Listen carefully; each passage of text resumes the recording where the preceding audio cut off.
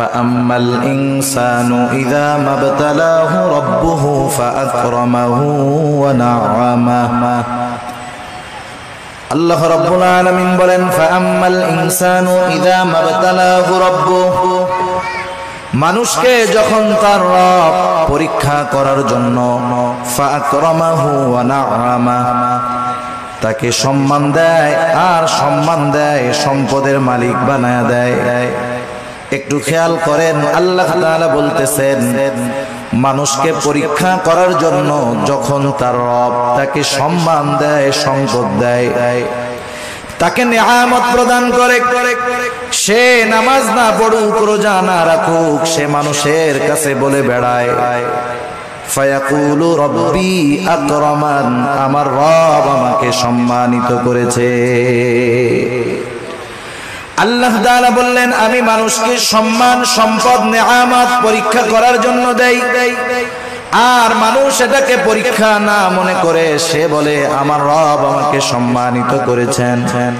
প্রথমত একটা জিনিস আমাদের ক্ষেত্রে ক্লিয়ার হওয়ার প্রয়োজন আল্লাহ তাআলা শুধু অভাব কষ্ট দুরবস্থা দিয়ে মানুষের পরীক্ষা নেন বিষয়টা এমন নয় বরং সম্পদ সম্মান দিয়েও আল্লাহ তাআলা পরীক্ষা নেয়।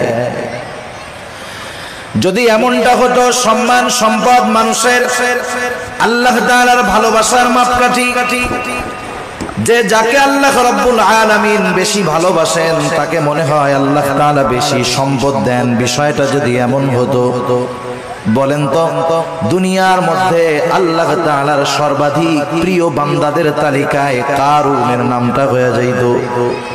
কারণ তো পৃথিবীর অন্যতম বড় এক ধনী ছিল।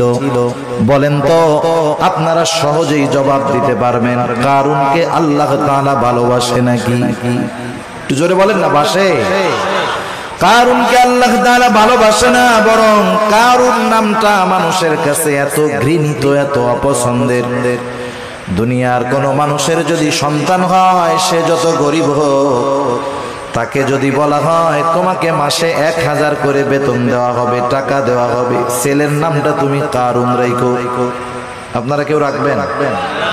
আপনি বলবেন আরে দিন মজুর দিয়া খাইতা ঠিক কারুন আমার পোলার নাম মইরা গেলে রাখবো। এই কারুনকে কত সম্পদ আল্লাহ তাআলা দিয়েছেন এই সম্পদ ছিল তার জন্য পরীক্ষা। সম্পদের মালিক কারুন যখন হযরত মূসা আলাইহিস সালাম কারুনকে বলল কারুন তুমি তোমার সম্পদের যাকাত দাও কারুন যাকাত দিতে অস্বীকৃতি